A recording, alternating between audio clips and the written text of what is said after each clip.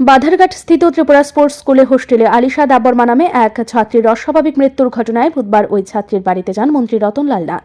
এদিন দুপুরে বিদ্যুৎ এবং কৃষি ও কৃষক কল্যাণ দপ্তরের মন্ত্রী রতনলাল নাথ লেফুঙ্গার উত্তর ভোজনগর ভিলেজ স্থিত আলিশা দেববর্মার বাড়িতে গিয়ে তার বাবা মা এবং পরিবারের লোকেদের সঙ্গে দেখা করেন।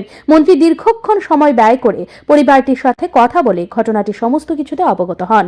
হোস্টেলে আলিশা দেববর্মার অস্বাভাবিক মৃত্যুর এই ঘটনাটি পুলিশের তদন্তক্রমে যেন সঠিক রহস্য উন্মোচন হয় সেদিকে নজরে দিয়ে ব্যবস্থা গ্রহণের আশ্বাস দেন মন্ত্রী পরিবারটিকে। মন্ত্রী শোকসন্তপ্ত এই পরিবারটির সদস্যদের প্রতি সমবেদনা জানান।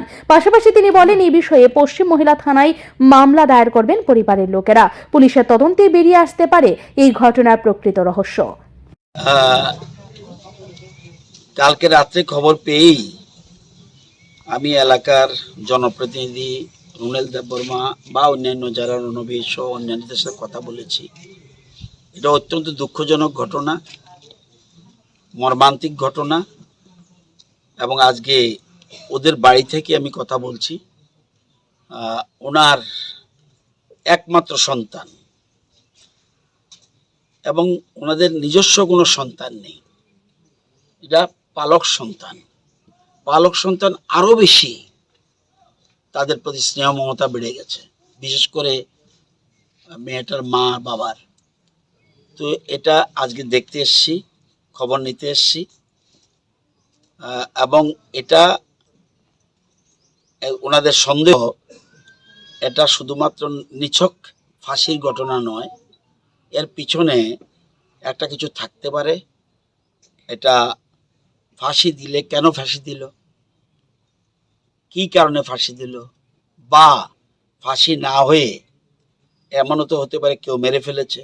এই যে বিষয়টা, সন্দেহটা, এটা ওনাদের মনে দৃঢ়ভাবে গেঁথে রয়েছে মনে। আজকে ওনারা কমপ্লেন করবে পশ্চিম থানার মহিলা পুলিশ স্টেশনে। তো এই সন্দেহটা দূরীভূত হওয়া দরকার, ঘটনাটা আসল তথ্য কি জানা দরকার।